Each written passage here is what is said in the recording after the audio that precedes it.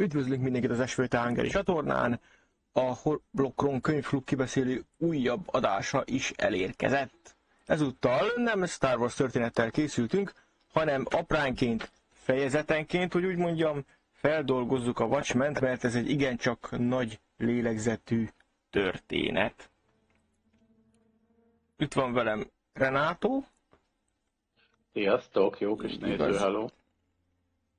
Ő és talán egyszer majd Slicer lesz ugye a szokás szerint a társunk ebben a kis kibeszélgetésben.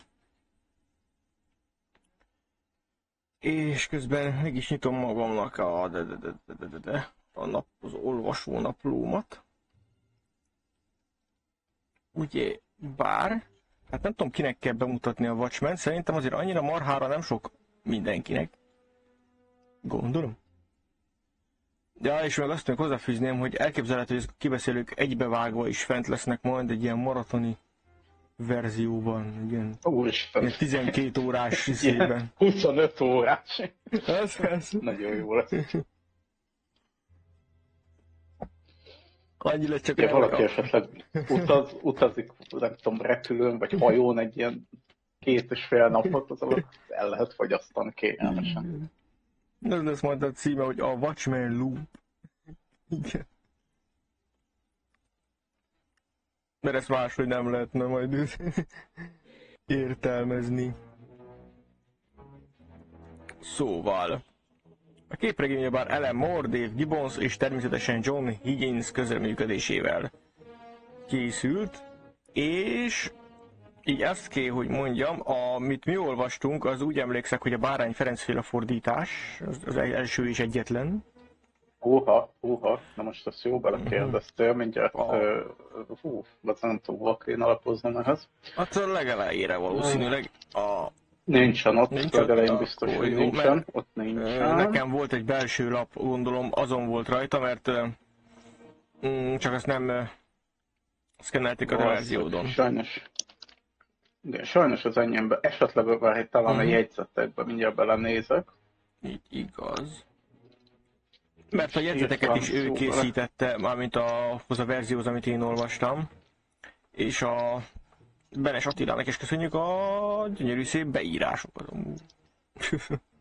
Tényleg. Minden patent.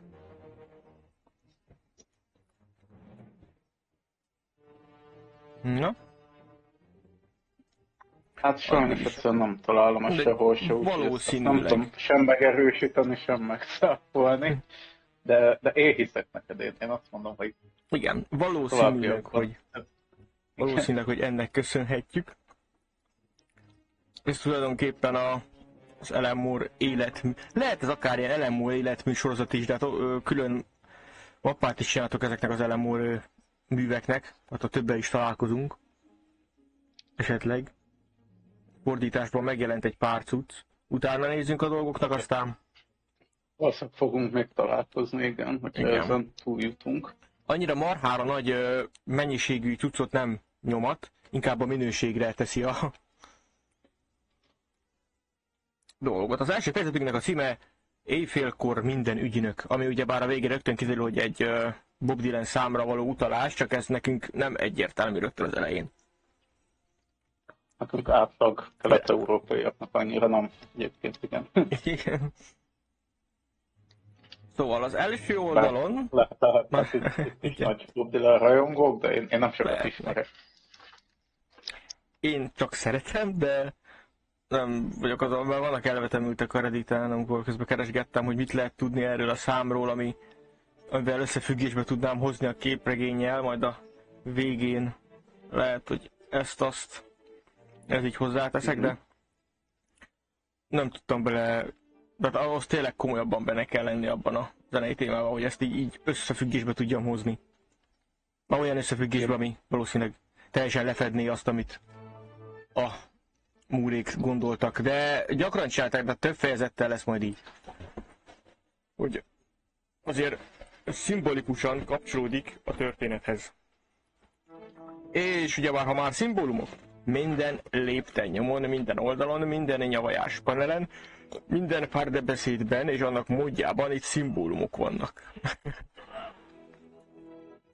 Amiket nagyon el fogsz mesélni. Amiket nagyon el fogok mesélni remélhetőleg, mert nem tudom, hogy leestek, igen. Talán a képregényünk természetesen a képregény logójával, a Smiley-val és Rorschach-kal kezdünk, ugye, aki rögtön szembesít bennünket a történet alaphangulatával. Mondja az ő saját monológiát, hogy a naplóján keresztül jobban beleláttunk az ő lelkébe. Sokkal jobban egyébként, mint a filmben. Mondjuk nem igazán akartam odahozni a filmet már rögtön az elején, de mindegy, ott kihagytak olyan dolgokat, hogy ne legyen azért annyira marhára egyértelmű, hogy Rorschach mennyire szélső jobboldali. Itt más a helyzet, de hát itt totálba megy, ugye?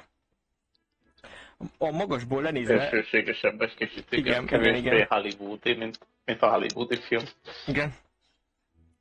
Tehát láthatjuk a magasból lenézve az autók futurisztikus külsejűek. Ebben a világban, ugye, hát ez majd talán később derül ki, tehát ez talán már spoilernek számít, de itt azért van egyfajta retrofuturisztikus technológia, köszönhetően egyes szuperhősöknek, akik segítették a tudományt. Hát annyira szerintem nem spoiler, inkább a settinghez tartozik hozzá, nem a történet. Igen. Hát kemény itt gyakorlatilag, illetve lesz bizonyos szemszögből, bizonyos karakterek életére befolyással lesz, de ez majd későbbi fejezetben derül ki. Többek között Rorschach maszkjára, az első éjbagoly munkájára, mindenre hatással van az, ahogy gyakorlatilag Dr. Manhattan és egy kicsikét Ozymandias is megváltoztatják a világ arculatát. Ugye a filmmel ellentétben itt nem probléma a megújuló energiaforrások ügye, minden autó totálisan elektromos. Már a 80-as évekre, azt hiszem, addigra ott tart a történet, addigra már Amerikában legalábbis teljesen független energetikailag mindentől. A konfliktusok forrása inkább az emberekből adódik, és nem az erőforrások hiányából. Szóval a magasból lenézve, hogy a nézet panelről panelre távolodik, de a kitűző pozíciója a képen mindig mértanilag pontosan ugyanott van. Tehát arányaiban a kitűző, ha az első oldalt nézed, mindig ugyanott helyezkedik el. Egyébként. Várjál, azt mondja, hogy... Rögtön az első oldalon. Értem, mit mondasz. Aha, valóban. Arányaiban. A második oldalon pedig igen. Nem tűnt volna pedig. Nem tettem oda a kijelzőhöz, de... Igen. Na, ez tök jó. A második oldalon rögtön kiderül a gyilkossági helyszínen, ugye megölték az egy titokzatos férfiút, kivágták az ablakon, és kiderül, hogy itt Ford csak alelnök, ugye? A valóságban én úgy emlékszek, hogy amennyire amerikai ismereteim helyt állóak, Henry Ford elnök volt.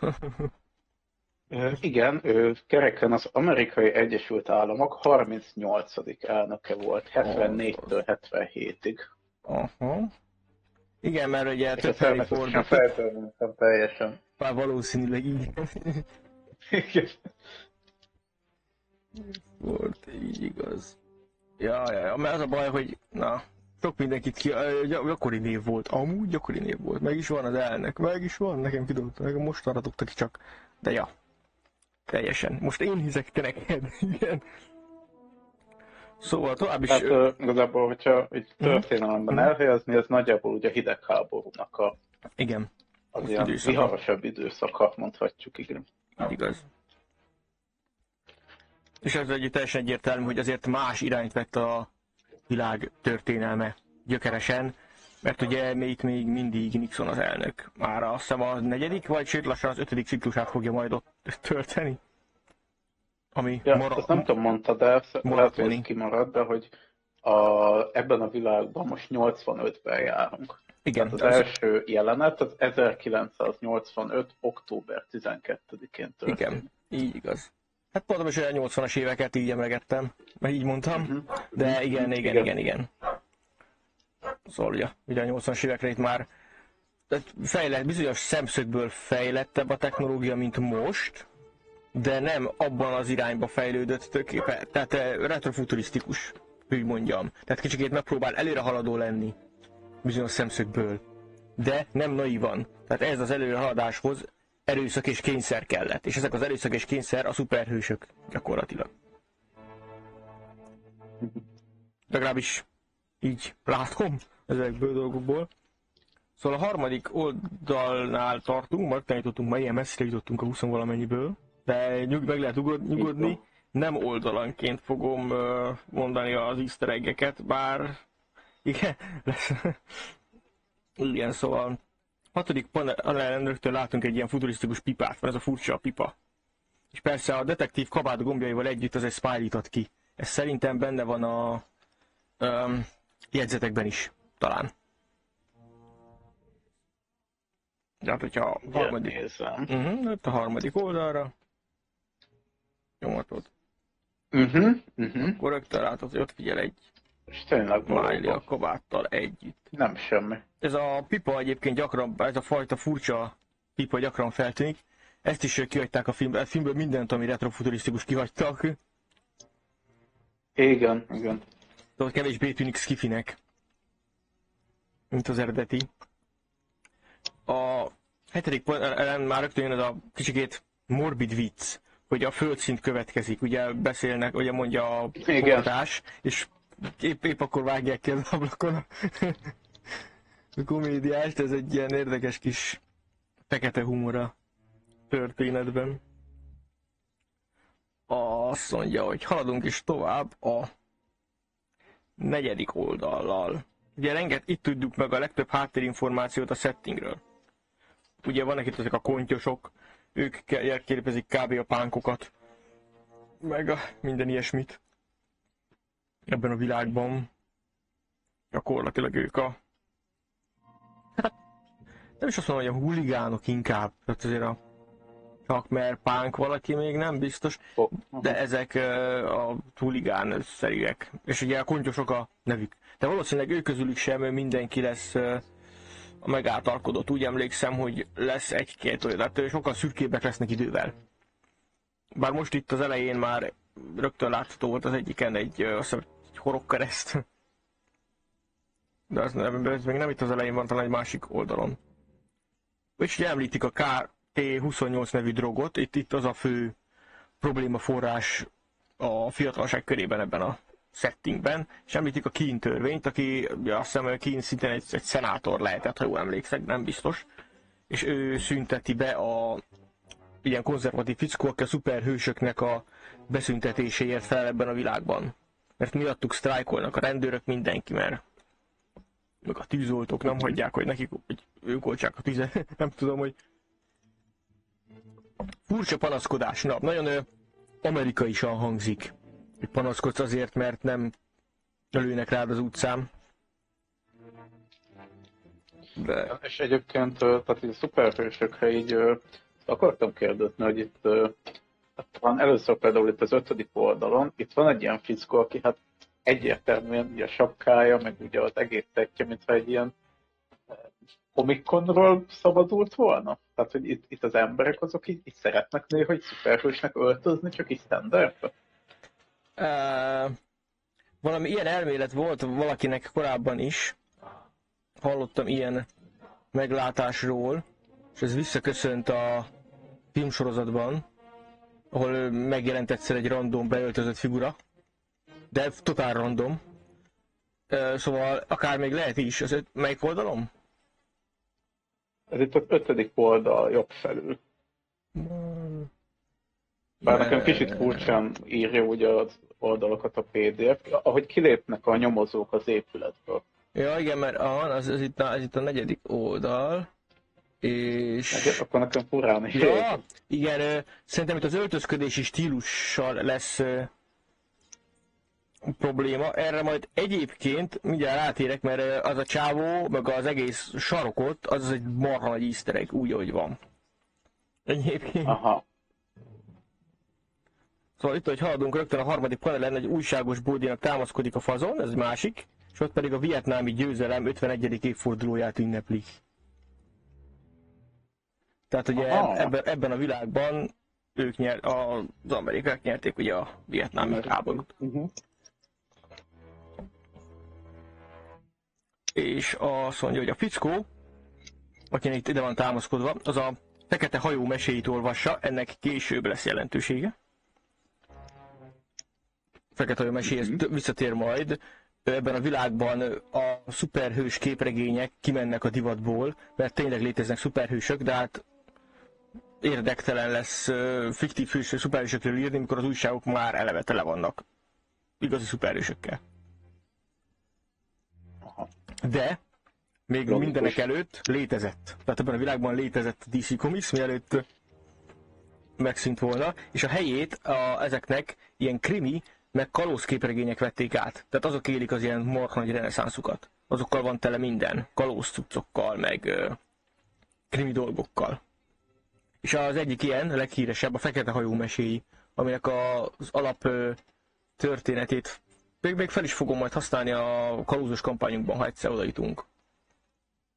A fekete hajót az beleteszem, mert az egy nagyon menő dolog. Nem pont úgy, de nagyon hasonlóan. Nyilván, mert itt kizárólag szimbolikus a jelentősége, ott majd más lesz. Ott majd ilyen varloktusz lesz. De visszatérve a képregényünkre, hát Rick Panelendi a hajléktalan, akiről lehet, hogy sejteni lehet egy kicsoda. A órája, órája sárga színű, és gyakorlatilag a borítónak a tükörképe, tehát az első szám borítójának a tükörképe, tehát ugyanúgy egy sárga óra. A vöröshajú? Igen, a vöröshajú hajléktalan fickónak az óráját, ahogy nézi, az óra az ennek a számnak a borítója. És ugyanúgy sárga az egész óra, semmi más nem indokolja, hogy sárga legyen az óra.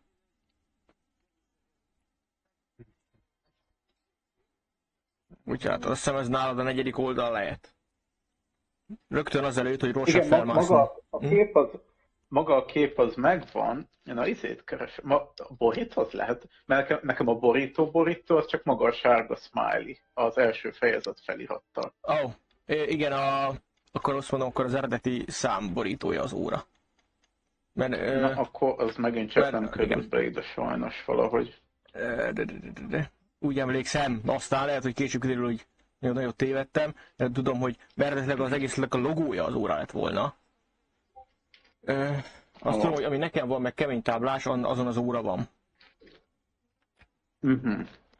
Ez volt tényleg valamilyen szuper bővített verzió. Minden belekerült. Simán lehet. Nem, egyébként valószínűleg csak a borító nem lett beszkennelve, és annyi. Mert a belső laptól kezdve minden ugyanolyan, mármint szerintem. Valószínűleg. És akkor az 5. oldalon, hogy haladunk tovább a történetben, egy atomháborús reklámtábla rögtön a felső sarokban. És érdekes, hogy Rorschach csákjája nem pont úgy működik, mint Batmané, vagy inkább úgy működik, mint az ilyen ezüstkorszaki Batmané, vagy inkább az aranykori Batmané, hogy fel kell magát húzni, tehát fel kell mászni az épület oldalán. Ami azért sokkal... Nagyon retro. Igen, nagyon retro, és komolyabb fizikumot is igényel. Ez majdnem teljesen emberpróbáló, nem tudom, hanyadik emelete így felmenni. Hát azért az... De mondjuk sokkal nagyobb darab, sokkal kigyúrtabb fickónak tűnik, mint mondjuk a filmben a Rorschach. Sokkal vállasabb, meg tombosabb alak. Továbbiakban Rorschach meg is minden nap ilyen dolgokat csinál egyébként, nem csodálkozom. Tehát, hogy... Igen, ez neki a basic reggeli rutinja. Igen. És ugye meg is találják, ugye, találja a komédiás jelvezét, és a továbbiakban az öreg motoros hősöknek és a visszavonult társaik bemutatása következik gyakorlatilag. Tehát nem csak Rorschach, először nem Rorschachon keresztül, mert ő negatívumokat fog közölni ezekről a hősökről, és sokkal negatívan áll az egész történethez, sokkal pessimistább. Először az optimista álláspontot halljuk, hogy ne tegye le mondjuk gondolom az olvasó a képregényt, hogy te egy búval baszott valami ez. Nem rögtön a mókás, nem mókásabb, hanem a vidámabb oldalát fogja meg ezzel a éjjé bagoly bemutatja, vagy a barátairól kb. Meséli történeteket, meg az, hogy a régi ellenségei is már megöregedtek, kiszabadultak a börtönből és vallásosak lettek, meg ilyesmi. Igen, tehát itt ugye már hamar kiderül, hogy itt már sokadik generációs szuperhősök is már nyugdíjba vonultak. Hát, Itt nem úgy igen. van, hogy nem olyan, mint egy bosszúállók, hogy most alapult meg ez a dolog, hanem itt már ilyen nem tudom, Hát ők 50 generációk kiöregedtek. egy teljes generáció öregedett ki, de azt hiszem ők voltak a legelsők, úgy emlékszem, az öreg és az ő társai voltak a legelsők. Illetve, hát már kettő, mert ugye már a második Ibago is már nyugdíjba van vonulva. Ő nem, ő az első Ibagoly. Már nem használ. Ő az első Ibagoly. Nem a szemüveges sávó, de várj. A szöveg, értem, mit akarsz mondani, igen, már a második is nyugdíjba vonult, igen. Frissen vonult, igen, most már értem, hogy érted. Igen. Értem, hogy érted, csak hogy a teljes kiöregedése az még az első generációnak van. Ja, igen. Úgy mondom, hogy olyan, mint hogyha az kicsit biztos olyan, nekem legalábbis úgy tűnt, mintha az öreg az a Batman lenne, a fiatalabb az meg a Robin. És ugye itt már a Robin is azt mondta, hogy hát már inkább én már visszavonul. Igen. Hát valahogy úgy, igen, olyasmi. Bár külsőre és habitusra is az Ibagoly inkább a kék bogár. Akkoriban népszerű képregény karakter. A kék bogárra azt kell tudni, hogy ő a vises Batman. Csak őnek ugye ténylegesen ilyen szuper ruhája van. Mondhatjuk ezt is. Az új kék bogárnak igen, a régi, az egy 3 generációs karakter. Azért is lett erre így választva. Akkor... Igen? Ja, én abból szerintem akkor csak a legújabbat ismerem. Ezt nem tudtam. Az első kék bogár az kb. Hasonlóan működött, mint a Shazam. Ki kellett mondani egy ilyen varázsszót, és ő szuper erős lett. És volt neki egy vicces jelmeze, meg ki van gyúrva, de mint az állat. A második kék bogár az ő egyfajta tanítványa volt, mert az első az meghalt egy párbajban az ős ellenségével, aki meg a nagybátyja volt a tanítványának, de hát itt azért voltak az apróperás kavarások. A kék bogár képregényben nagyon hasonlít a Pókemberre, de hát nagyon sok a magánéleti probléma, meg ilyenek. Meg az ilyen kavarások. És ő viszont nem tudta megkaparintani ezt a Scarabeus varázskövet, hanem elveszett a varázskő, talán örök időkre, azóta se vették elő egyébként a DC-ben, elveszett, és ő azt gondolta, hogy ő okos, meg feltaláló, meg minden, meg ő is szeret kondizgatni, ezért beáll szuperhősnek. Csinált magának egy ilyen pisztolyt, amivel ilyen kábítófokozatos, ilyen hanglövedékeket nyomat, ugrabugrál, verekszik, de nem igazán ért komolyan a harcművészetekhez. Van mindenféle kütyüje, de minden kütyüje ilyen batár, meg ormótlan, meg kezdetleges, de tényleg ilyen sufni tuning cuccok szerűek. Gazdag is, de nem annyira őrülten gazdag, mint a Bruce Wayne, ezért mondják azt, hogy egy vises Batman. Tehát majdnem ugyanaz, csak ő emberibb. Nem olyan emberfeletti teljesítő képessége van. Na ő is... nem ismertem, úgyhogy igen. Nekem ez igazság most. Na őt is kinyírja egy szupergonosz, amikor rátalál, ez talán a végtelen világok krízisében van, mindegy, amikor rátalál egy másik Scarabeusra, amikor a régit kereste, még a mesterét kereste, és talált egy másik Scarabeust, de az egy gép, számítógép volt gyakorlatilag, ami a világűrből jött, de mire ő használni tudta volna, addigra kinyírta őt egy szupergonosz. Azt hiszem, jó emlékszek, igen. A kő pedig elveszett. Kikerült az utcára, kiesett, vagy valami ilyesmi, és ott talált rá ez a latinós srác, és akkor ő lett az új kék bogár. Ugye kiderül, hogy ez a cucc egy tömegpusztító fegyver a világűrből, csak meghibásodott. Na mindegy, az alapötlet az a második kék bogáron alapul itt az Ibagoly tekintetében, hogy feltaláló is, verekedik is, de nem a lehengerlően emberfeletti. Inkább sokkal emberközelibb. És ugye ő is felvásárolt, mert a képregény kiadók sorra szűntek meg, ahogyan a DC meg a Marvel elkezdtek terjeszkedni, és ez felvásárolt jog. Tehát őt megvették kívülről. Gyakorlatilag egy beolvasztással került be a képregényekbe, és a DC kezdeni akart azokkal a hősökkel valamit. Akkor kérte fel Alan Moore-ékat, hogy na mégiscsak rittyentsen belőlük össze egy történetet. elolvasták a történetvázlatát, és azt mondták, hogy mi nem rögtön kinyírni akarjuk ezeket a karaktereket, meg teljesen lerombolni őket, hanem építeni szeretnénk rájuk, de maga a történet, amit felvázolt a Watchmen, az amúgy tök jó. És akkor úgy csináltanak, hogy na, új nevet adott a karaktereknek, picit átalakította őket, de külsőre, meg habitusra, meg jellemre felismerhetőek benne ezek a karakterek. Gyakorlatilag. És itt a beszélgetős oldalon, azt hiszem ez már a 9. oldal, itt látjuk például megint az órát, megint sárga minden, és megint az óra is ott van, középen. Harmadik panel közepén. Ez a... Amikor beszélgetnek ahol beszélgetnek, igen. Vagy... Igen, ahol beszélgetnek, azon az oldalon a harmadik panelen rögtön egy óra a kellős közepén az egésznek. Ami pont abban az időpontban áll, mint az eredeti képregény borítója. Aha. Úgy. Szóval itt látjuk egyébként a Hollisnak a cuccait, minden szereti a bagyokat, meg a történelmi könyveket, de ez lényegtelen, ez már csak háttér akármi, és itt a falon egyébként, ahogy itt kimegy az autószellő műhelyből, fel van firkálva a falra, hogy Who watches the Watchmen. Csak nem látszik teljesen. Aha, valóban. Amúgy egy latin mondásból jön.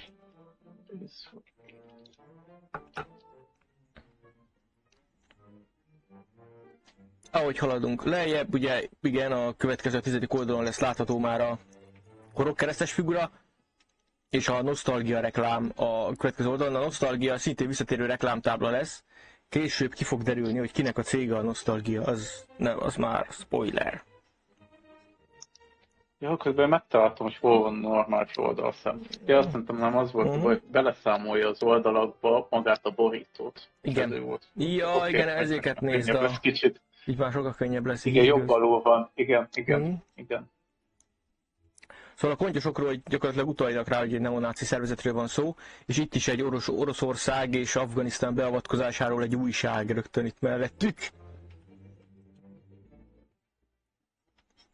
Szóval itt is az erősödik a hidegháborús atmoszféra, hogy úgy mondjam. És tényleg, ahogy mondtad, itt van hát aztán egy csaj, aki is közelebb van a kamerához. Talán. Értetted a néző, és tényleg itt rajta egy ilyen horog kereszt a vállán. Jól mondtad. Igen. A mellette lévő képen, meg itt ugye a nosztalgia reklámtábla, az egy márka lesz, az majd később kiderül, hogy amúgy kihez kapcsolódó márka cég. Úgyis többször visszatér majd. És ugye itt találkozunk, ugye a Rorschach megérkezik Danielhez, kifosztja a hűtőjét, és nyersen zabálja a babkonzervet. És van, ami egyébként szerintem teljesen rendben van. Így igaz. Tekintve, hogy Rorschach amúgy eléggé magyaros nevet kapott az eredetiben, így mondhatjuk azt, hogy családban marad. Csoda, hogy még nem a boltba ettem meg. Így igaz. Csoda, hogy... egyébként elég márkás, mert így ha nézem, egyébként ez talán a Heinz akar lenni? Csak... Félig talán ki van írva. Igen, ezért nincs termék elhelyezve, de azért lehet utalni, igen, rá, hogy azért a... Ez egy márkás bab, úgyhogy... Igen. Az egész háza, lakása, meg élete itt így Danielnek az nagyon rá van nyomva erre az inkognitó dologra. Tehát ő csak tűnik ilyen átlagos fickónak. Ahogy neki raktárépületei, meg házai vannak mindenfelé. Tehát ő egy, azt hiszem, bankárnak a fia, ha jól emlékszem a történetben. És nagyon sok pénzt hagytak rá. Még most is abból él. Tehát vett egy olcsóbb lakást magának, meg egy rakás ilyen hideoutot, ahonnan tud szuperősködni. Egyébként, ha már egy más karaktereket szóba hoztunk, engem egy egyértelműen egy Superman, vagy inkább Clark Kentre emlékeztet. Tehát ez a kicsit magas, olyan... nagy darab, szemüveg, ilyen erős állvonal, lenyalt rajta, tehát nekem teljesen ilyen Clark Kentes beütés, de lehet csak a véletlen műve. Hát nem biztos. Kicsit olyan, mintha Clark Kentnek lenne az alter egója a Batman. Szóval ilyen kifordított kapcsolat. Kicsit olyan. De állításuk szerint egyáltalán nem ez volt vele a cél. Ez lehet, hogy tényleg csak a véletlen műve. Abszolút. Szóval... kezdetét is veszi a szomorú nosztalgiázás a régi időkről, Rorschach lopja a kockacukrot Dreibergtől, aminek szintén lesz majd később jelentősége egyébként. A Rorschach egyébként egy ilyen hobó Batman, ezt így kijelenthetjük. Ő gyakorlatilag igen, ők mind a ketten olyanok, mint egyfajta Batmanek lennének, csak az egyik képviseli az átlagember Batmanjét, ő a hobó Batmant, de hát igen, a Ozymandias meg a Bruce Wayne-szerű Batman, de hát kicsikét sok a Batman-szerű karakter, igen. Mindegyik csak külön szétszedve archetípusokra bontva. Igen, tehát az a jelenetnek, hogy a zsebébe sodorja be a kockacukrokat, és ugye ott átmegy később, nem megyek előre, de ott így beszélgetés közben random elkezd zabálni a zsebébe, az fantasztikus egyébként. Igen, és nem mondok el spoiler, de a kockacukor még vissza fog térni később. Tehát lesz neki jelentősége majd ott, csak ott ne felejtsem el. Titkos fegyver. És ugye, igen. Hát itt ugye megtudjuk, hogy Dreiberg és Rorschach társak voltak ugyebár, és főleg, hogy neki szólt először. Tehát valahol, mélyen legbelül, a legjobb barátjához ment, csak ezt nem igazán úgy fejezi ki, hogy hogy egy normális ember fejezné ki, hanem a maga furcsa bunkó módján. Egyébként. Legalábbis én szerintem. De egyébként az önmagában ugye lemennek a hideoutra, a rejtekhelyre, és ott szétnézünk a régi cuccai között, egy kisebb ízelítőt kapunk abból, hogy tehát tényleg eléggé Batman-szerű a figura, és amúgy tök menő a jelmeze. Szerintem. Valahogy menőbb, mint a filmes... Random letekert járművek, valószínűleg itt ilyen nagyon high-tech dolgok vannak, csak igen. De vannak hát nem selejtezve, de nincsenek igen. használatban. És ugye a rajzokon, hogy a fenén a falak, ahogy az átázott fal, hogy szépen ahogy esik le, hogy potyog le róla a vakkolat, szerintem elképesztően minőség. Az egész rajza a megtört arcú Dreiberggel, ahogy ő ott ül, és közben arról beszélt egész történet alatt, hogy mennyire marhára jó, hogy ő már nem hősködik többé, ahhoz képest hát nem az jön le, hogy ő ennek örül. Hát, hogy ő kb. Elveszített valami fontosat az életéből szinte. Ez most lehet, hogy belemagyarázás, de most szerintem ez lehetséges, hogy valamiféle utalás arra, hogy egyébként, ha már így a vietnámi háború, meg minden szóba került, meg ugye nyilván valószínűleg akkor egy szerves része ennek a világnak is ez a történelmi esemény, hogy ugye ez egy ilyen pszichológiai jelenség, hogy akik például onnan visszatértek katonák, azok így egyszerűen nem nagyon tudtak visszatérni így a társadalomba, meg így a normál élethez. És szerintem valószínűleg a hősködésnél is lehet egy ilyen jelenség, hogy oké, biztos tök jó olyan szempontból nem hősködni, hogy nem vagy minden nap életveszélybe, de valószínűleg ezt nem tudod kizárni magadból, meg nem tudsz így ezen túllendülni. Igen, normális életet azt élni. hiszem, hogy ezzel kb. Majdnem egy időben, vagy legalábbis talán ez előtt jelenhetett meg a Frank Millernek a Sötét Lovag visszatérje, talán, de erre nem vagyok meggyőződve, ennek utána nézek. Az is kb. Ugyanezről szól.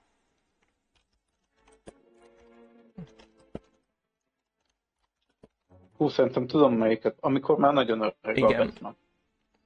Aha, igen. 86-ban jelent meg, és a Watchmen pedig az is 86-ban. Hoppá. Igen, tehát hát nem hiszem, a hangulat inkább mondhatjuk azt, hogy akár az akkori közhangulatot is valamennyire tükrözheti ez. Ez a fajta. Mondjuk ők sokat piszkálták egymást, de köszönetet is mondtak többször egymásnak, szóval... Igen, egyébként valószínűleg, mert ugye tehát a vietnámi háború az ugye 55-től 75-ig volt. Szóval ebben a 75-től ilyen 80-as évekig ez így Amerikában nagyon ilyen összszájon forgó, meg ilyen benne volt az emberek tudatában. Szóval valószínűleg nagy hatással volt az alkotókra. Igen, ez a visszatérünk, de mégsem, nem bírjuk abba hagyni, saját magunknak is ártunk vele, de mégis csináljuk. Ez akkor itt az egész irodalmukra ez kicsikét rányomta a dolgot. Ugye hozzá kell tenni, tehát hogyha kicsit itt törőbe belemegyünk, ugye ez volt az amerikaiaknak úgymond a nagy veresége. Még mondjuk Európának egy nagy vereség volt ugye a második világháború, még a nyerteseknek is. Tehát ők is többet vesztettek, mint amit nyertek. Igen. Ott ugye Amerika abszolút győztesen jött ki. Tehát ők itt az 50-es, 60-as években lettek az a világhatalom, ami mai napig tart. És ez a 70-es években volt egy ilyen nagy vereség. Igen, egy tényleg ilyen nemzet szinten egy hatalmas nagy pofon volt, meg pofára esés, igen. Igen. Erre is egyébként nagyon könnyen utalt ez az egész. És ezen az oldalon, ahol Rorschach bemegy az ablakon, egész egyszerűen rossz nézni, ez sokkal korábban van, ahogy ott a combja felső részénél kiáll egy üvegdarab, és majdnem ráül. Várjál, most hol vagyunk? Csak ha visszalapozol a fejezet nyitóképéhez, ahol minden szöveghez, az éjfélkor minden ügynök szöveghez, tehát a cím a nyitó oldalhoz gyakorlatilag. Ja, igen. Igen, majdnem ráül egy üvegdarabra a Rorschach. Ja, aha. Ez rossz nézni. Valószínűleg látta, hogy mi újság. Igen. Vagy nem tudom. Legalábbis. Hát igen. Vagy hamar vége lenne a történetnek, egy combartériás sérülés. Szóval... Haladunk is tovább egyébként az egész történetben. Rorschach megint mondja magáit, a 14. oldalon ezt ide külön ki is vágtam, ezt ide be is teszem, ahogy itt a jelenetben. Itt van, ugye elkezdődnek az aranyköpések. Tehát ez az alattól rettentő város, kóltozik akár retardált gyerekek a vágóhídon. Olyan monológiai vannak a Rorschachnak, meg olyan meglátásai, amik nem egészségesek. Igen, és ez megint egy picit, de most csak egy pár oldallal előrevetítés, hogy van egy olyan mondata, hogy kevesen vagyunk, akik így testileg és szellemileg is épek. Hát azért embercsoportban magadat velevenni ilyenek után de nyilván a magad szemében mindenki normális, szóval. Igen. Teszi ezeket a kijelentéseket sorba. Úgyhogy, és haladunk is tovább, de hát itt ugye lehet erőltetett, de valamint a 15. oldalon kicsit lejjebb, de a 8. panelen a mennyezeti lámpák Rorschach fölött, és a testvonalával együtt is kiadnak egy smiley-t, de ez lehet, hogy már csak belemagyarázás a részemről. Igen, tehát itt a két karika, igen. Nyilván szemek, és akkor ott jobbra size valóban. Hát, hogy a test az igen, a testtel együtt. Már hogy úgy értettem, a testtel együtt, aztán lehet azt úgy is értelmezni, hogy itt vannak a lámpák, hogy belép a terembe pirossal, de ugye ugyanezek a lámpák, ha sokkal lejjebb lapozzunk, az már a 15. oldal, igen, amikor iszik a fickó és megjelenik a háta mögött. Ott sokkal... Ja, én azt néztem. Igen. Sokkal kerekebben valahogy úgy, hát belemagyarázós, de egy kicsit olyan, mintha. Sokkal egyértelműbb lenne, hogyha az üvegnek az alján lenne, de az meg... Mi a francon abban az üvegbe kérdést vetne fel? Igen, és itt is egy picivel később jön egy újabb Rorschach aranyköpés, azokból soha nem elég. Mond valami olyasmit, hogy veszteség sújtja ezt a várost. Csak annyit tehetek, hogy letörlöm néha a tajtékot a szájáról, vagy pontosabban néha letörlöm a tajtékot a szájáról. Ez is olyan egyébként szép költői kép, csak elég beteg. Veszettség, én olvastam félrém, hogy hülye, nem veszteség. Veszettség sújtja a várost, igen. Ugye saját jegyzetemet is szarul írom le. És ezután rögtön be is mutatjuk az új karaktert, hogy haladunk tovább a történetben. Láthatjuk Ozymandias ugyebár. Például, ami... Akit még nincs egyébként nevesítve, de ő az. Így igaz. Ami az a durva, hogy a második Ramszesznek a görög neve, szóval ebből is, hogy mennyire nagy képű a fazon. Tehát, hogy ilyen Isten király karakter lényegében, legalábbis annak van beállítva. Igen. Ezen az egy oldalon rögtön nyilvánvalóvá válik, hogy a két karakter viszonya, de hát, hogy teljesen ellentétesek.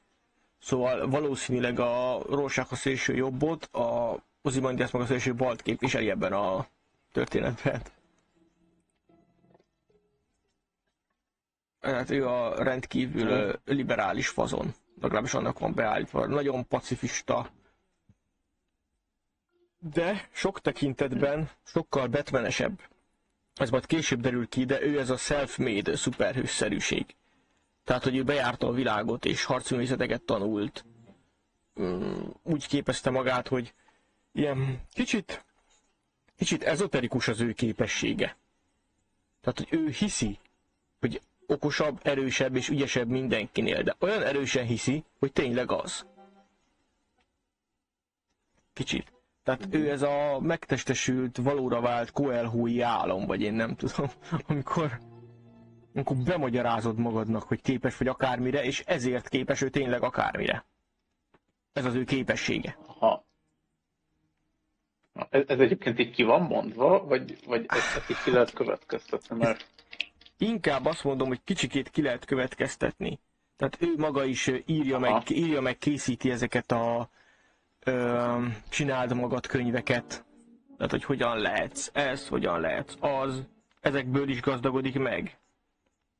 Azt viszont ki van mondva, hogy bejárja a világot, és annyira erősen hitt a saját akarat erejében, hogy képes lesz megtanulni ezeket a harcművészeteket, meg mindent, meg visszaszerezni, jótékonykodja a vagyonát, és utána visszaszerzi. Aha. De hát ő kb. Őről egyébként akkor így a nyilvánosság akkor tudja, hogy ő volt ez a csávó? Igen, őről tudja, hogy ő volt ez a szuperhős, és hogy ő volt az egyetlen a pályafutása során, akinek tényleg nem halt meg senki, amíg ő dolgozott. Tehát még véletlenül sem ölt meg senkit. Nem került olyan szituációkba. Eleve nem keveredett olyan, ami kompromittáló lehet. Semmilyenbe. Mert a többiek részt vettek ilyen tüntetések leverésébe, ilyesmivel is besegítkeztek azért. Meg ilyen állami megbízásokba. Ő semmit. Ő kizárólag, amit az ő maga vett a fejébe, azt csinálta meg. De azt úgy maradéktalanul. Nagyon érdekes ez a szupererő neki. Vagy nem egészen szupererő, hanem a koncepció maga. Tehát ő az, aki inkább egy Batman a történetben. A sokadik Batman. Ő a sokadik Batman, de ő talán a legbatmanebb a Batmanek közül.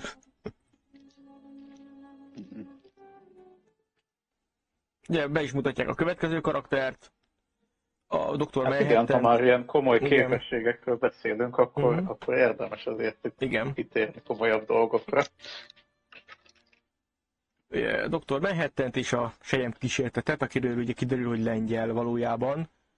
Csak ugye ez is egy érdekes... Legalábbis az anyja az volt. Hát igen, a karakter előrevetítés szempontjából ez is fontos lehet, hogy ezt az anyja szégyelte, ezt a származását, ami eléggé érdekes így meglátásig, de érdekes személyiségűnek állítja be már most a karakternek a felmenőit, hogy szégyelik ezt a származásukat. Ez szerintem így nem feltétlenül, mármint, hogy ez több dologra utalhat egyébként szerintem.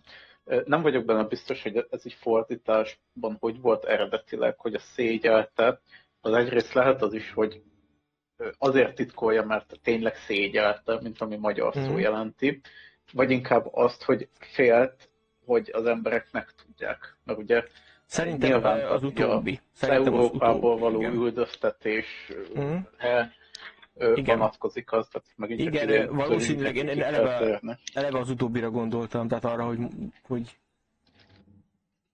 igen, hogy félt, hogy igen, mások mit fognak gondolni róla, főleg, hogy a bizonyos szemszögből a show businessben van, hogyha szuperhősködést lehet annak tekinteni. És ennek is majd Hát lesz ebben az később. univerzumban igen, lehet Igen. szerintem. Igen. Nagyjából megtudjuk, hogy mi a véleménye Dr. Manhattannek erről az egészről. Meg minden, hogy őket üldözik. Dr. Manhattan, ha valaki nem tudná egyébként, ő ez a nagyon nagy kék bácsi. Igen, nagyon nagy kék bácsi, elképesztő szupererőkkel. Később, ha oda jutunk, szerintem elég lesz ott kitérni az ő képességére mindenre, mert a történet is ott fog róla vele foglalkozni, ezért mi is. Szerintem. Legalábbis. Rendben. Most egyelőre semmi nem derül ki, úgyhogy szerintem bőven ráér majd úgy haladni, ahogy kiderülnek a dolgok. Hát egyelőre csak annyi derül ki, hogy... mindenkit kifejteni, akkor igen, itt lennék. Igen. Csak nagyjából annyi derül ki, hogy mit gondol az emberiségről, meg az életről, hogy az élet és a halál elméleti absztraktumok, minek izgassam magam. Igen, tehát ez nagyon érdekes, hogy ugye ő ezt így kimondja, hogy hát attól, hogy valaki meghal, az a fizikai test semmit nem változik, ugyanazok az atomok fogják alkotni, semmi nem távozik onnan, semmi nem kerül oda, szóval ezt nem nagyon tudja értelmezni, hogy mit jelent ez, hogy valaki meghal. Igen. Mert neki így ugyanaz. Igen. De neki nincs különbség, és ez is előre vetít a karakternek ugye a gondolkodását, hozzáállását.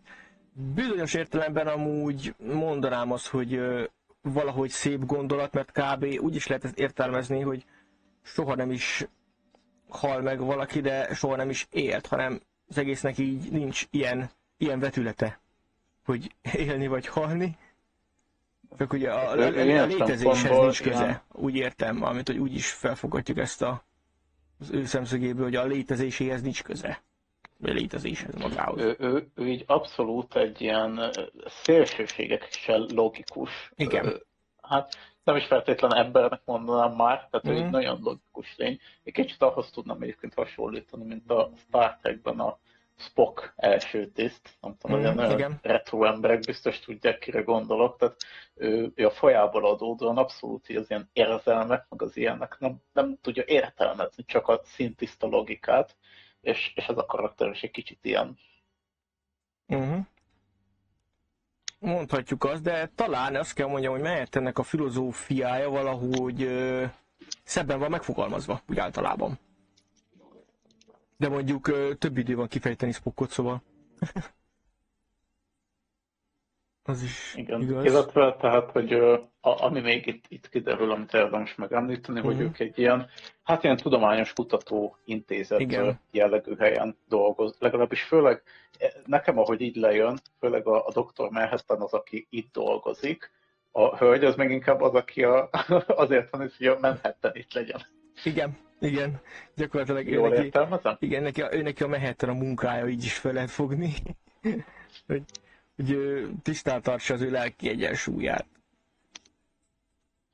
Ők egy idézőjelben egy ilyen párt alkotnak? Igen, ők egy pár, igen. Aha. Ők egy pár, de ez nem egy olyan kapcsolat köztük, ami mind a kettőjük szemszögéből valamennyire is kicsikét egészségesnek mondható, mert hát nem tud megkapni azt, amit egy átlagembertől megkaphatna a Glory. Manhattan meg úgy szintén nem tudja, mert ő nem úgy látja a világot, ahogyan ő. Igen. Tehát, erről megint nekem valami kicsit olyasmi jutott eszembe, hogy ez a Manhattan, hát képességeit tekintve legalábbis nagyon más, de olyan szempontból meg nagyon hasonló, mint a Superman. Itt ő abszolút egy ilyen omnipotens lény, még Supermanebb, mint a Superman. És mégis úgymond van neki egy pár. Egyébként én a Superman történetekben sem feltétlenül értem, hogy a Lois-szal ő hogy tud így együtt lenni. Mind egyébként így fizikailag, mind így pszichológiailag, mind mindenféle szempontból. Tehát ez egyébként szerintem egy reálisabb ábrázolása egy ilyen kapcsolatnak, mint a Supermanéké. Igen. Egyébként ezzel a kérdéssel az a vicces, hogy a Smallville-ben foglalkoznak abban a sorozatban, hogy hogyan lehet képes ilyesmire. És ugye elméletileg ő ezeket a dolgokat a magány erődjében megtanulta az öregétől mindent kontrollálni olyan mértékig a képességeit, hogy képes legyen rá. Ez van kb. Hát, Ilyen, hogy itt a ennyire. fizikai dolgokra értve? Igen, igen. Értem. Igen, sejtettem, hogy valami ilyesmi, mert ugye tehát ő neki alapból maga az például az érzékelés is, mondjuk a hallás, Mm. az is olyan, hogy ilyen 1%-ra le kell szűkíteni, mert különben így mindent hallana, ami így, nem Igen. tudom, 100 kilométeres körzetben van. Szóval, ja. De ugyanez igaz a látására is, mikro, makro, meg mit tudom, milyen látásai vannak. Igen, Sőt, egy igen, történetben, igen. ha eléggé koncentrál, akkor látja még az aurákat is, meg esetleg akár a szellemeket is tudja látni, de hát kb. Wow. Azt hiszem a Jerván képregényben volt, ahol próbálták bővíteni a lórt. Egyébként nekem tetszett az a fajta módszer, hogy különböző csillagok körül, mert egy csillagokból is több fajta van, akkor miért csak a vörös nappal meg a sárgával foglalkoznának az írók, hanem az összes többi csillagtípusra is máshogyan adja ki a képességeit. Supermannek. Erről nem is hallottam amúgy. Ez egyébként érdekesen hangzik. Tehát valahol nem tud Nem is repülni, hallottam még viszont erről a sztoriról. milliószor erősebb, vagy valahol sokkal gyorsabb, de nem erősebb. Ilyesmi. Aha. Hát igen, szerintem egyébként így Superman-nél olyan karakter, akinek így többfajta verziója van, nem nagyon tudnék mondani. Esetleg Pókember. Tehát ő belül ilyen több száz verzió van minimum. Supermanben csak 5-6 esetleg, amit ugye szembe tudnék, vagy fel tudnék idézni. Szerintem nagyon sok van így. Hát jó, nyilván tegyük hozzá, hogy jó, ő egy több mint 100 éves karakter. Igen, ha a korszakokat is beleszámítjuk, akkor igen. Volt idő, amikor Isten volt, meg volt olyan is, amikor olyan, mint a Superboy, hogy csak ugrabugrált.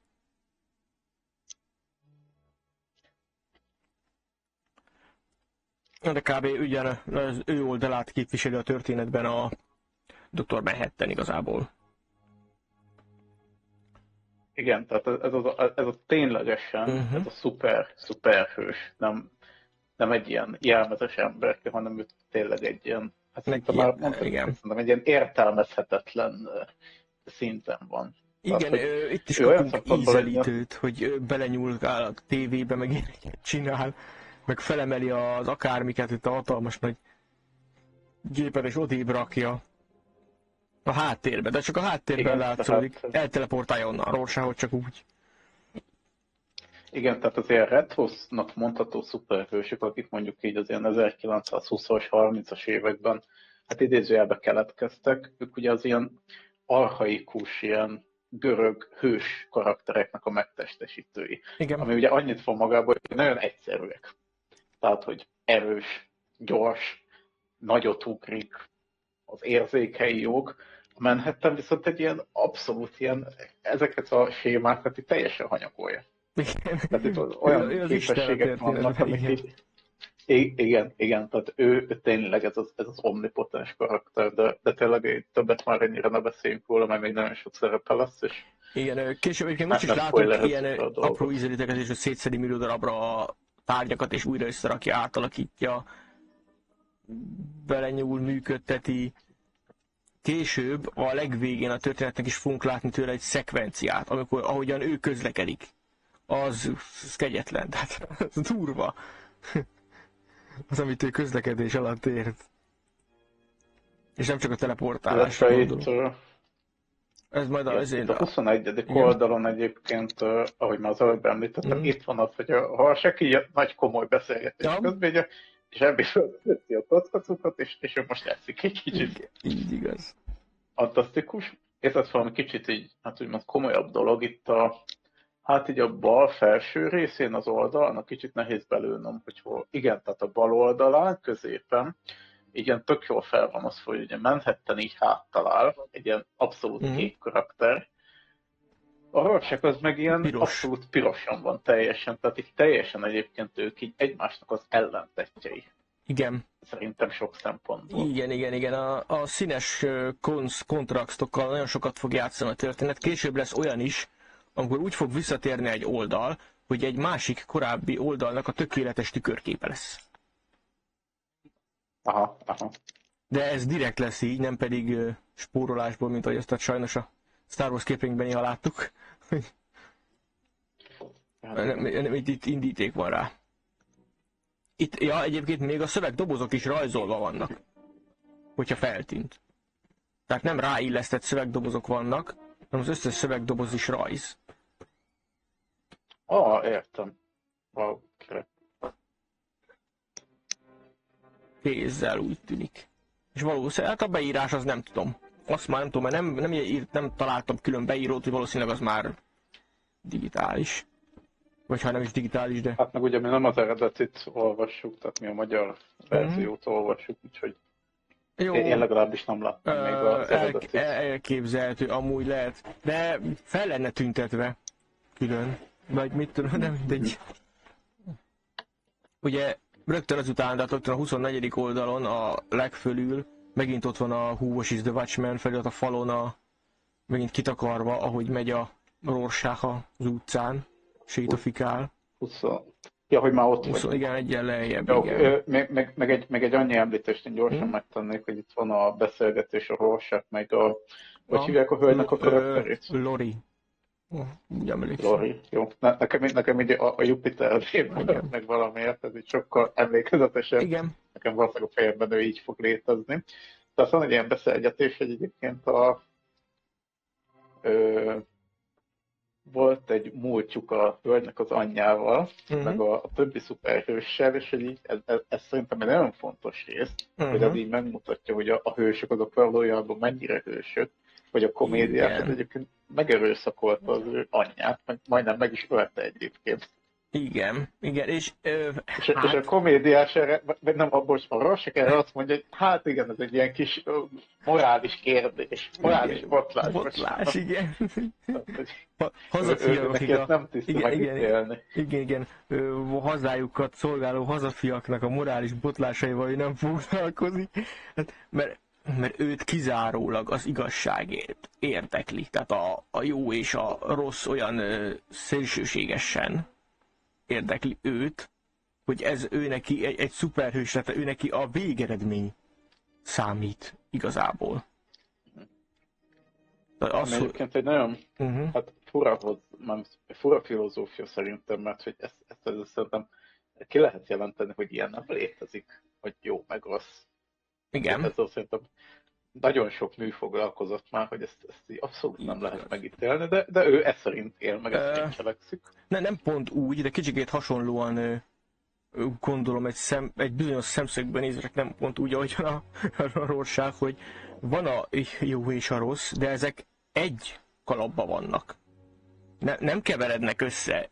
Ő szerinte se keverednek össze, és szerintem sem keveredik össze. Azért, mert a végeredmény lesz vagy jó, vagy rossz. De ezt, mint létező lények, nem fogjuk tudni befolyásolni így ilyen formán. Mert akarhatok jót is, és rossz lesz az eredménye. Ő viszont, Rorschach kizárólag úgy gondolja, hogy csak kizárólag abból az akaratból csak jó végeredmény születhet. Tehát amit tette, amit tennie kellett. Azért, hogy megvédje az országát, és ő így áll ehhez hozzá. Ennek a legszélsőségesebb verziójában. Végeredményben ő neki belefér embereket ledobálni liftaknákba, kinyírni, meg össze-vissza tördelni, hogyha azt azért teszi, hogy szerinte emberek nyugodtabban alhassanak. Akkor ez ő neki belefér. Meg később kiderül majd, hogy ő hogy áll a nőkhöz, hogy ő miért gondol így. Tehát ő benne kicsikét van egy ilyen kis áldozat hibáztatás az ő részéről. Egy kicsit. De később az igen, ő karaktere... Felejtettük említeni, igen. Miután elmondjuk amúgy az Ozymandiastól. Így ő fel is jegyzi magába, hogy talán homoszexuális, hát ezt még ki kell nyomoznom. Jézusom, minek? Miközben bármihez, de hát úgy tűnik, hogy ezt ki kell nyomoznom. Az ő szemszögéből van köze hozzá, mert ki tudja, hogy ha ilyesmire képes, akkor rosszabb dolgokra is, érted? Tehát az ő szemszögéből... Értem, persze, értem. Tehát nála is van valahol egy határ, de egyébként ő fejlődni fog a történetben. Ez majd kiderül, meg ő általa fejlődni fognak a történetben. Tehát már most előre megmondom, hogy ő az egyetlen, aki tényleg szuperhősként akar, és szuperhősként is cselekszik. Csak ő ezt a módját választotta, kizárólag erre a módjára képes. Neki ezt telik az erejéből, ő nem repül, nem, ő kinyírja a ganyékat. Az ő erejéből ezt telik. De később az, amire ilyen ő hatással lesz ahogyan az emberekre, meg a környezetére gyakorolja majd a hatást, az majd látszik később, hogy haladunk fejezetről fejezetre. És ő is egy picikét árnyalódik majd a végére, majd annál pontnál majd szólok. Vagy majd csak észrevesszük. Hogy lesz olyan pont, amikor ő nem a saját végletei szerint gondolkodik, viszont a történet végén azt tudjuk előre, hogy de, a saját végletei szerint gondolkodik, csak nála máshol van a határ. Valahol. Szóval ott tartottunk, hogy volt egy 21. oldalas, még egy felirat, igen. Folytatódik Rorschach magas röptű filozófiája, ha már annyit beszéltünk róla. Itt fejti ki, valami ilyesmit mond, hogy mit számít egyetlen halál, így sok halál közt, és akkor itt mondja azt, hogy mert létezik a jó, és létezik a gonosz, és a gonoszt meg kell büntetni. És ebben a végítélet napján sem leszek hajlandó kompromisszumot kötni. Tehát, hogy ő a büntetésben hisz magában, tehát miután elkövették a bűnt, a szándékok, meg az ilyesmi, az már egészen más kérdés őnála. Az ő filozófiájában. Ilyen szempontból viszont egyébként más, mint Batman, mert hogy önáll meg ugye az van, ami hát kicsit egyébként szerintem hülyeség, meg gyerekes, hogy hát én aztán nem ölök, de ezzel szemben, meg egyébként simán összevernek, darabokra tör mindenki, de hát érted, ha mondjuk élete végéig tolószékbe keveredik, hát én semmi rosszat nem tettem, mert él. Tehát, de ő a Rorschach legalább ilyen szempontból rélebb, hogy akkor azt mondja, hogy hát igen, akkor most ez így alakul. Igen, pont itt jön képbe a Sötét Lovag visszatér, a képregény, ugye ahol egy rendőr rajta kapja az öreg Batmant, hogy ripityára törik egy fickót, teljesen ráugrik, és ugye ráfogja a fegyvert a gyerek, és mondja, hogy megnyomorított egy embert, fiatal még, majd felépül. De ez a tudsz neki. Igen, meg az ugye, hogy akárhányszor, hát nem gyakran, de azért van, hogy ugye Joker meghal, akár mondjuk Batman által, talán ilyen is van, de olyan is van ugye az a híres panel, amikor így Superman átdöfi a melkasát, és hogy így ilyenkor mindig teljesen ki van akadva a Batman, hogy hát ez borzasztó, és így ember, valószínűleg ezzel több száz életet mentettél meg, mert ez az ember egyszerűen nem lehet beszámítani, meg semmit. Igen, de ezt megcsinálták egy másik történetben fordítva is. Tehát volt olyan, amikor a Batman öli meg a Jokert és börtönbe kerül, de hát... Aha. Meg mindenkit, meg minden. És az ő alapkoncepciója az, hogy ahogyan egyébként Rorschach is jár a történetben, hogyha egyetlen egy valakit megölsz, akkor utána mi akadályoznak abban, hogy megölj valakit, aki kisebb bűnt követel. Akár egy árnyalattal is, de ő is még rosszabb, és így tovább, és így tovább. Tehát ő azért teszi, amit tesz, mint a Batman, mert jobb úgy a világnak, hogyha ő nem lépi át azt a vonalat. Ő így látja. Tegyük hozzá egyébként, hogy ez úgymond az univerzum a logikátlanságából is adódik. Tehát, hogy Joker az miért tud mindig megszökni Arkhamből. Tehát fizikailag nem tudom elképzelni, hogy nem tudják azt az embert bent tartani. Tehát, van, hogy megszöktetik, meg kihozatják, direkt azért, hogy eltereljék vele a Batman figyelmét. Meg ilyesmi. Aha, valahol megértem egyébként, csak mégsem. Mert egyébként, tehát ha van tényleg egy ilyen ember, akit bezárnak mondjuk 30-szor, és ő 31-egyére is kiszabadul, akkor tényleg egyszerűen nincs más megoldás. És minden alkalommal ez halálos áldozatokkal jár, akkor már tényleg azt mondom, hogy nincs más megoldás, ezt az embert meg kell ölni. Egyébként voltak olyan helyek, ahol voltak olyan bűnözők, akik hasonlókat, nem pont, tehát nem 100 milliógyára szökött meg, de sokat gyára, és nagyon sok embert ölt meg. És a végén ugye őket is hát ilyen Hannibal Lecter-szerűen lettek bezárva, de hát üvegkalitkában él, és senki nem közelíteti meg egyáltalán szinte. Hát akadtak ilyen emberek, meg bűnözők, hogy ez hogy extrém módon életveszélyesek.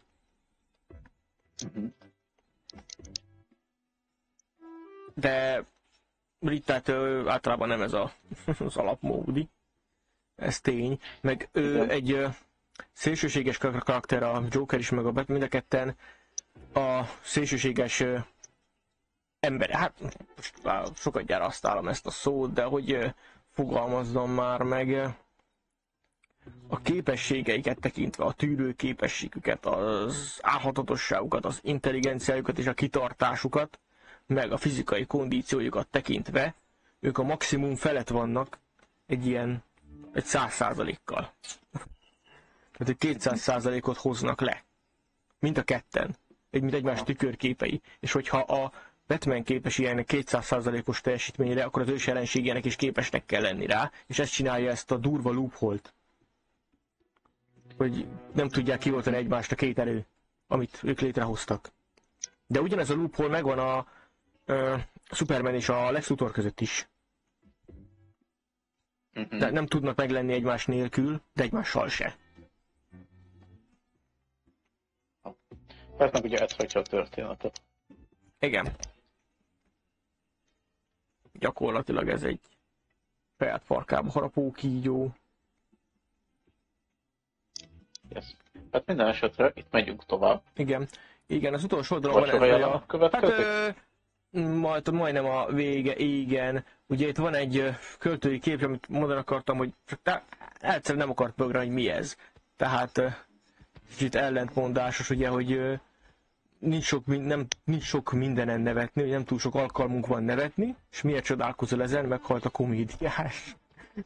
Nem volt egy vicces fazon. Tehát... Ja, hogy már annyira előre vagyunk. Hát szerintem lassan a végén vagyunk, mert itt már még azt megemlítettem volna, hogy itt ahol majdnem Joker mondtam, a Rorschach itt sétálgat, meg beszélget magával, itt ugye láthatunk egy ilyen szavazó plakátot, tehát valószínűleg egyébként vagy épp kampányidőszakban vagyunk, vagy kicsivel utána, mert hát eléggé meg van tépelt a plakát, úgyhogy ez számomra nem világos. De egyébként olvasom, hogy four more years, tehát még 4 év. Tehát szerintem nyert 5-ötjére is a Nixon. Ja, tehát ez már egy ilyen ünnep. Aha, azt hiszem, hogy az arra való, hogy szavazzál meg még 4 évre, please. De lehet, hogy akkor nem. Lehet értelmezni úgy is, hogy még 4 évre. De lehet, hogy az eleje hiányzik. Ez szerintem később kiderül. Biztos vagyok benne. De én úgy emlékszek, hogy ő maradt az elnök. Az a dologban, az van a dologban. Egyébként. Hát jó neki. Ugye eszegetnek, meg el vannak a karaktereink, beszélgetnek a régi időkről, a vicces dolgaikról főleg. Ugye itt említik meg, hogy Rorschach kinyírt valakit, akit nem feltétlenül kellett volna, csak egyszerűen bolond volt, szerencsétlen. Illetve még azt kiemelném, hogy itt azért kiderül, hogy hát az a hölgy annyira nem érti jól magát így ebben a munkakörben, amiben van ez a Jupiter kisasszony. Viszont a két karakter az igencsak jól érzi magát együtt, tehát ő köztük vagy lehetett valami, vagy ilyen kis plátói dolog szerintem biztos volt. Inkább a reménye a dolognak, csak nehéz versenyezni egy ilyen Dr. Manhattan fazonnal. Hát igen. Mondhatjuk azt a Dreiberg részéről, hogy ugye fiatal lánynak valószínűleg letaglózóbb volt a kék figura, mint ez a pasas. Én ugye annyira ezt nem tudom, hogy van ez a úgymond a lore, hogy a Manhattan az mikor vált azzá, aki? Hát ő az első generációsok között, tehát ő már 60 pluszos, vagy 70 éves a Manhattan itt már legalább. Jó, mindegy, annyira nem akarok belemenni, mert úgy nézik, hogy kiderül a későbbiekben. Úgy nézik, ő egy szatír. Igen, de gondolom egyébként, hogy ő egy ilyen időtlen lény. Igen, őt ez nem... Ha nem történik valami, akkor így létezhetne akár még 1000 évig. Persze. Ami hát kiderül, hogy meg fog-e történni, de ebben nem menjünk bele. Igen, mindenképpen. Ugye itt van a végén a Bob Dylan Desolation Road című számából az idézet. Azt írták róla, hogy ez egyfajta városi, de mégis kábolyos zene. Párhuzamos, ami maga a dal is ilyen párhuzamos, és ettől lesz a kapcsolatban a történettel, hogy a szuperhőseink itt ebben a világban is szintén kicsit ilyen cowboy-szerűek. Kicsit a inkább a törvényen kívüli részét ragadja meg. Persze voltak utalások olyanokra, akik állami foglalkozásban vannak még a többieken kívül. Említenek egy-két ilyen karaktert. Meg Rorschach name droppol egy csomó karaktert, akik azóta már meghaltak, vagy bolondok házába kerültek.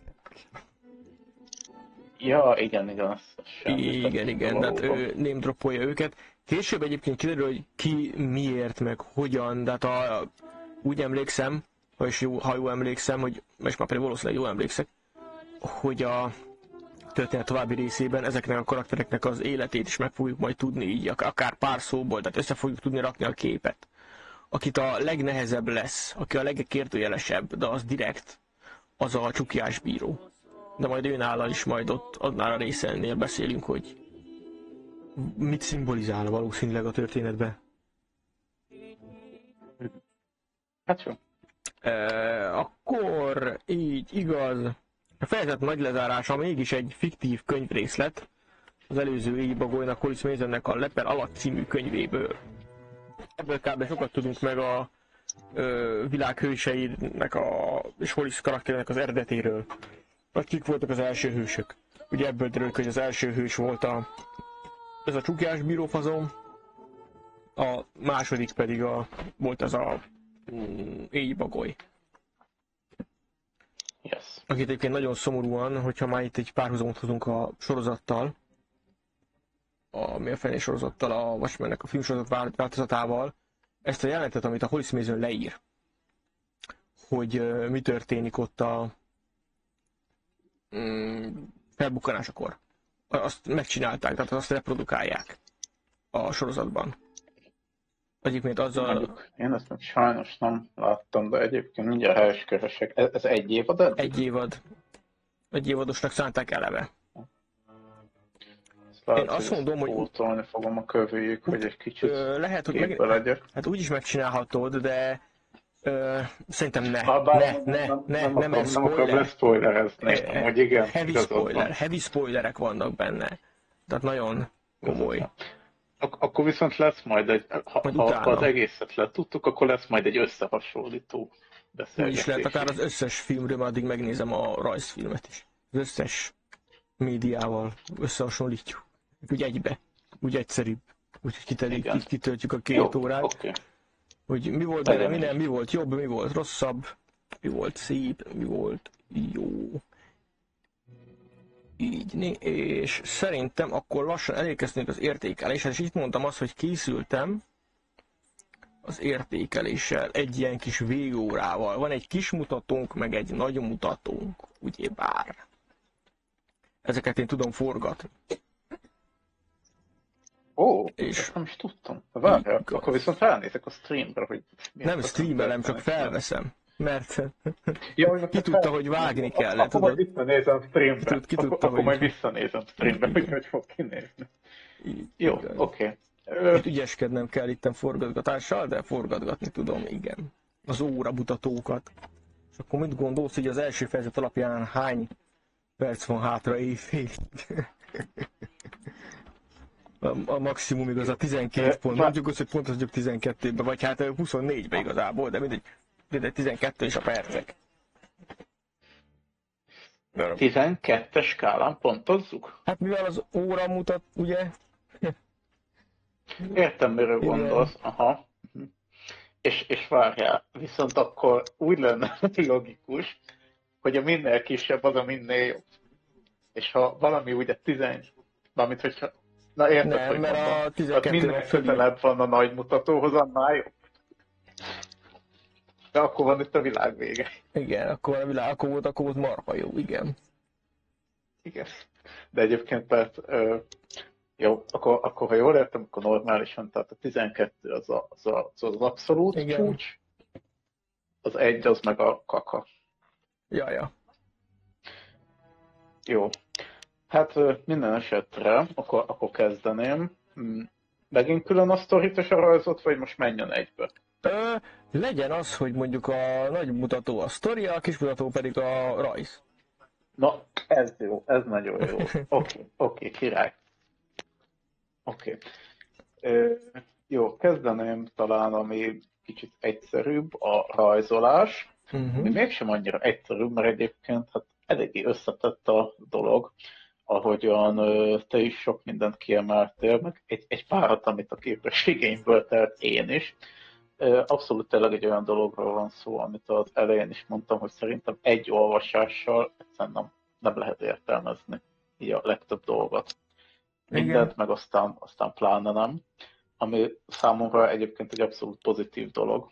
Én nagyon szeretem, ha valamilyen összetett, meg sok utalás van benne, meg elrejtett dolog, úgyhogy ja, tehát nagyon tetszett nekem a rajz. Ami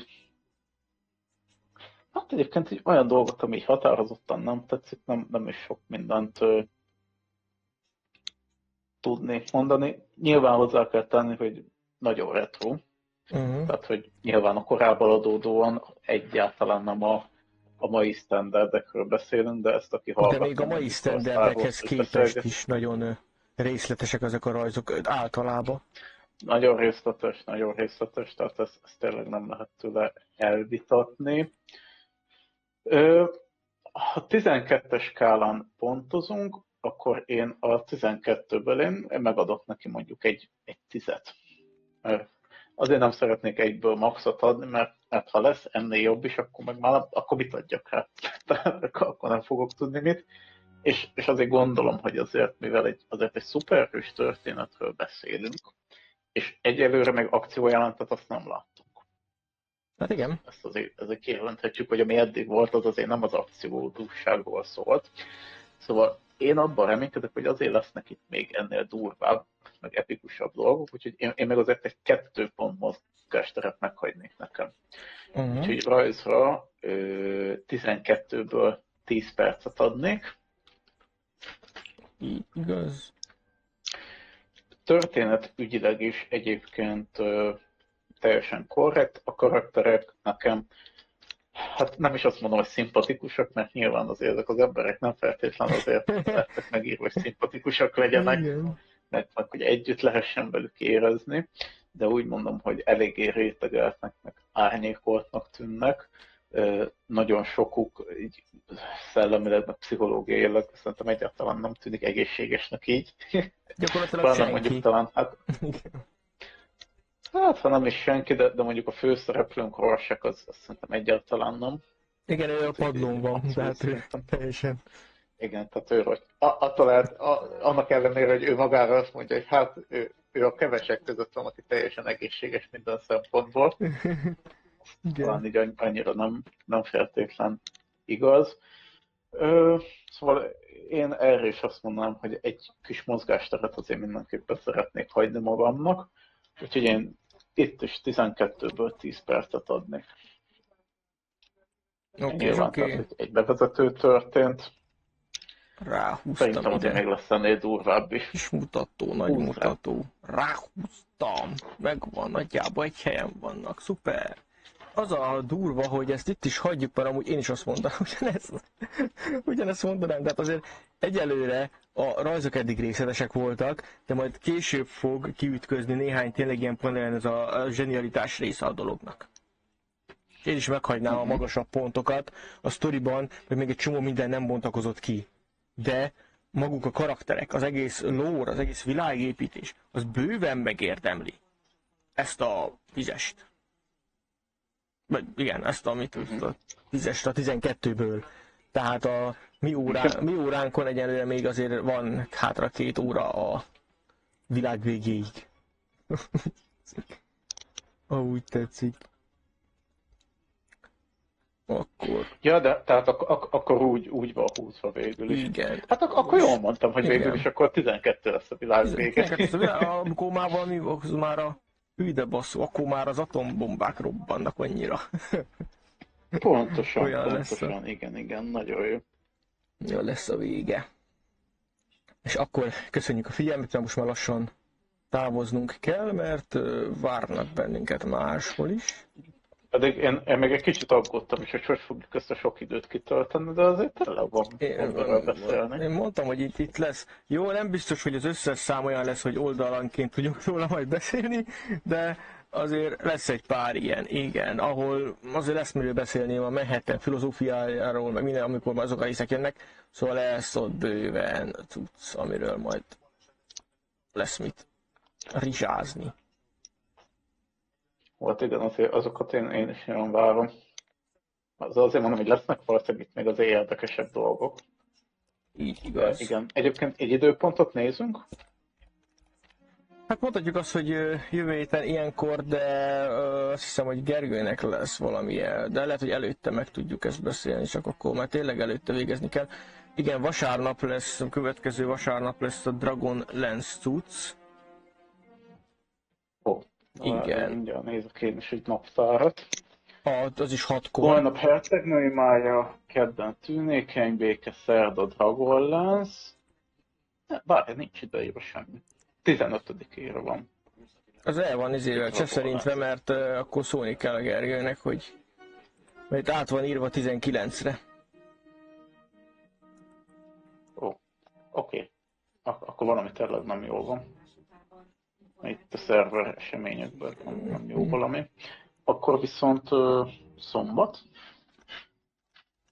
Jó lehet ugyanebben az időpontban. Meg a többiekkel nem tudom, hogy a Common-t hogy sikerül megintézni, akkor az meg lehetne talán utána, vagy nem tudom, egyelőre legyenek meg a karakterek.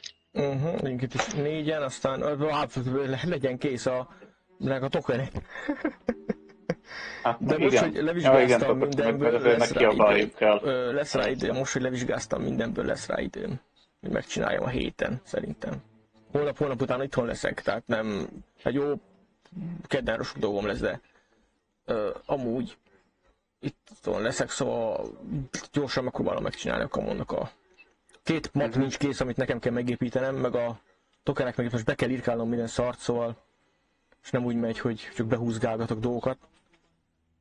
Na de akkor mindjárt nekiállunk karaktert alkotni, csak akkor nézőtől elbúcsúzunk. Minden esetre akkor így van, szombatonra meg át is írom az eseményeket. Ha átengedi írni, mert nem indítottam el. És akkor a viszont hallásra.